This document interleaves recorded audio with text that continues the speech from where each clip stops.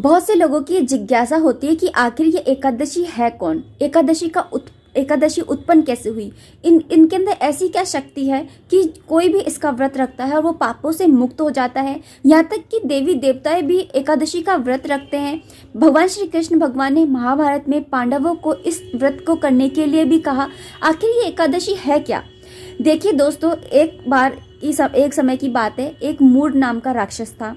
वो राक्षस जो है वो देवताओं से युद्ध करने लगा और युद्ध में वो जीतने भी लगा। देवताएं सारे की सारे भगवान विष्णु की शरण में गए। भगवान विष्णु मूढ़ राक्षस से लड़ने के लिए आए। मूढ़ राक्षस से जब लड़ाई हो रही थी, काफ़ी दिनों तक लड़ाई जो है सालों तक चलती रही और उसके बाद में जब मूढ़ राक्षस हारने लगा तो वो भाग गया।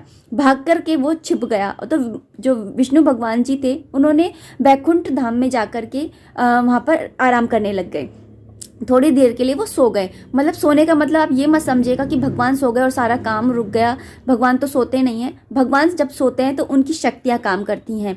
तो ऐसे ही जब वो सो गए तो उसके बाद में मूढ़ राक्षस ने देखा कि भगवान तो सो गए हैं, तो उन्होंने आकर के वापस से भगवान विष्णु पर युद्ध करना चाहा। तो उस समय पर उनकी एक शक्ति उत्पन्न हुई, एकादशी। उन्होंने गुस्से में बाहर निकली अस्त्र शस्त्र लेकर के भगवान विष्णु की रक्षा के लिए। जब उन्होंने सिर्फ एक हुंकार ही मारी थी गुस्से में कि मूढ़ राक्षस वहीं की वहीं खत्म हो गया। जब विष्णु भगवान उठे तो उन्होंने देखा कि मूढ़ राक्षस मरा हुआ है और जो एकादशी माता है उन्होंने इसका वध कर दिया है। तो भगवान विष्णु उनकी सेवा से प्रसन्न हो गए और उन्होंने उनको वरदान मांगने के लिए कहा। तब एकादशी ने कहा कि मुझे एक ऐसा वरदान दीजिए कि मैं हर तीर्थ में रहूं और साथ ही कोई भी मैं ऐसी बन जाऊं कि कोई भी कुछ भी मतलब पापों से मुक्ति दिलाने वाली बन जाऊं, भक्त को भगवान से मिलाने वाली बन जाऊं।